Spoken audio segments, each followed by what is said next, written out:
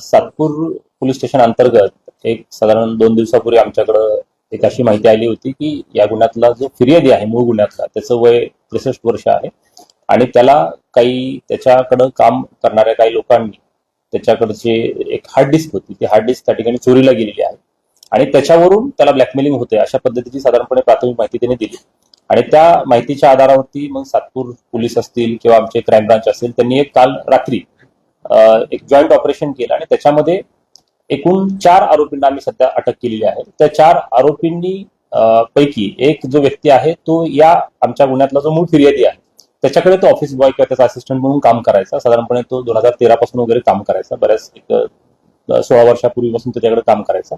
मध्ये त्याने काम सोडलं पण होतं, तर त्याच्यात त्याचा देखील सहभाग असल्याचं निष्पन्न झालेला आणि त्याने त्याच्याकडे काम करत असताना ती हार्ड डिस्क जी आहे त्या हार्ड डिस्क मध्ये काही ऑब्जेक्शनेबल व्हिडिओज काही महिलांचे आणि काही फोटोज असल्याचं ते निदर्शनास आलं आणि ती हार्ड डिस्क त्याने चोरली आणि चोरल्यानंतर त्याला काही आर्थिक चणचणीमुळे किंवा इतर कुठल्या कारणांमुळे त्याने नंतर परत आपल्या मूळ गुन्ह्यातला जो फिर्यादी आहे जो 63 वर्षीय इसम आहे त्याला परत ब्लॅकमेल करायला सुरुवात केली.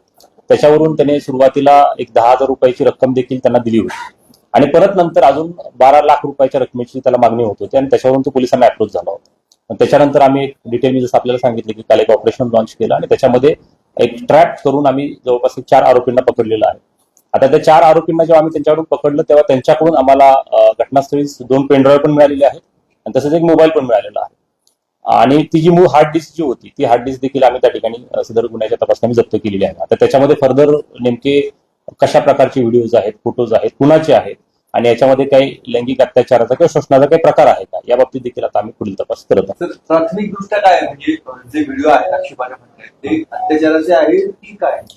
त्याच्यामध्ये साधारणपणे काही आक्षेपार्ह त्या ठिकाणी इमेजेस आहेत आणि आक्षेपार्ह व्हिडिओ आहेत हे दिसतंय, परंतु त्याच्यात असा फोर्सफुल काही झालेलं आहे असं सध्यापर्यंत तपासात काही निष्पन्न झालेलं आहे असं दिसत नाहीये, परंतु ही अतिशय प्राथमिक माहिती आहे कारण आपल्याला सगळ्यांना माहिती की काल रात्रीचीच डेव्हलपमेंट आहे आणि अजून आम्ही त्याच्यात अधिक तपास त्याच्यामध्ये करतो. व्हिडिओ एकाच ठिकाणचे आहेत की वेगवेगळे म्हणजे कॅमेरामधलं शूटिंग आहे का काय?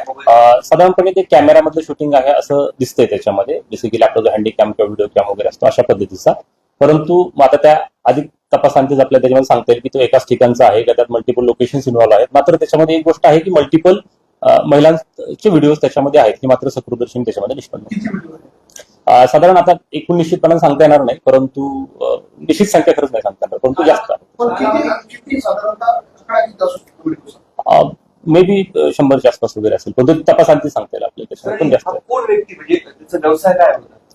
हा खरं तर 63 वर्षीय व्यक्ती आहे. हा मूळ तसा स्वतःला पत्रकार म्हणणारा व्यक्ती आहे, मात्र याच्या नंतरच्या कालावधीमध्ये याने ज्या काही आपल्या अंगणवाडी सेविका आहेत किंवा ब्युटी पार्लर चालवणाऱ्या ज्या महिला आहेत त्यांच्यासाठी कन्सल्टन्सीचं हा काम करायचा आणि त्यांना जी काही त्यांच्या व्यवसायाच्या निमित्तानं लागणारी जी काही कागदपत्र आहेत किंवा एनओसीज आहेत याच्यामध्ये तो फॅसिलिटेशनचं काम करायचा आणि त्याच्यामध्ये त्यांचं कन्सल्टेशन करून पण त्यांना फर्दर त्याच्यामध्ये नोकरी लावणं असेल किंवा त्यांचा व्यवसाय सुरू करणं असेल याच्यामध्ये त्यांना तो मदत करायचा. आणि असा वास्तुशास्त्र आणि हस्तरेषा म्हणून पण तो काम करायचा ज्योतिषी म्हणून, तर त्याबाबत काय नाही, ह्याच्या बाबतीत आता काहीच भाष्य करता येणार नाही कारण अतिशय प्राथमिक अवस्थेत हा तपास आहे, मात्र त्या अनुषंगाने देखील आम्ही तपास करू. सर, प्राथमिक आपल्याला त्यानुसार फिर्यादी हाच त्या सगळ्याच्या सहभागी असू शकतो आणि त्याची पण चौकशी करायची आज काही आहे? नाही, निश्चितपणे मी जसं आपल्याला सांगितलं की जरी ह्या मूळ गुन्ह्यातल्या फिर्यादीला जरी त्याला खंडणी मागितली गेली असेल किंवा ब्लॅकमेल केलं गेलं असेल तरी अधिक तपास आणते. आता याच्यामध्ये जेव्हा प्रत्यक्षात जर काही पीडित महिला असतील त्या जर का समोर आल्या तर त्याच्यामध्ये त्याच्या विरुद्ध देखील गुन्हे जर का दाखल झाले तर ते शक्यता आपल्याला नाकारता येत नाही, तो देखील आरोपी त्याच्यामध्ये होऊ शकतो. पोलीस या महिलांना संपर्क करून त्यांच्याशी संवाद करणार आहे कारण महिलांचे आहे संवेदनशील पण आहे. नाही, निश्चितपणे प्रकरण संवेदनशील आहे, त्याच्यामुळे याच्यामध्ये गोपनीयता बाळगून म्हणजे विशेषतः सर्वप्रथम तर माझं सगळ्यांनाच आव्हान आहे की याच्यामध्ये महिलांच्या सुरक्षिततेचा प्रश्न असल्यामुळे आपण सगळ्यांनी देखील त्याच्यामध्ये गोपनीयता बाळगली पाहिजे आणि त्यामुळे ती गोपनीयता बाळगून आम्ही याच्यामधल्या ज्या कोणी महिला असतील त्यांच्याशी आम्ही संपर्क निश्चितपणे करणार आहोत. एक विशेष तपास पथक पण आम्ही त्यासाठी आमच्या अंबड डिव्हिजन मधल्या अधिकाऱ्यांचं, क्राईम ब्रांचचं आणि महिला अंमलदारांचं किंवा अधिकाऱ्यांचं आम्ही गठीत करत आहोत आणि त्याच्या आधारावरती तपास करून मग फर्दर याच्यात जर काही महिलांच्या शोषणाचा काही प्रकार झालेला असेल तर त्याच्या देखील पुढील कायदेशीर कारवाई केली जाईल. हा व्हिडिओचा कालावधी कधीपासून साधारणपणे 2003 पासून तर 2024 पर्यंतचे व्हिडिओ त्याच्यामध्ये आहेत असं दिसतंय. साधारण त्याच्यामध्ये जुने व्हिडिओ अगदी आपण जर म्हटलं तर 2003चे आहेत आणि काही रिसेंट 2024 पर्यंत पण आहेत. काल संशयितांना अशा पद्धतीनं सिनियर स्टाईल ताब्यात घेण्यात त्याच्याविषयी सांगतो की जसं मी आपल्याला सांगितलं की जेव्हा ही माहिती आपल्याला मिळाली त्याच्यानंतर आपण एक याच्यामध्ये जसं आपण अँटी करप्शनचा एखादा ट्रॅक करतो तशा पद्धतीनं काही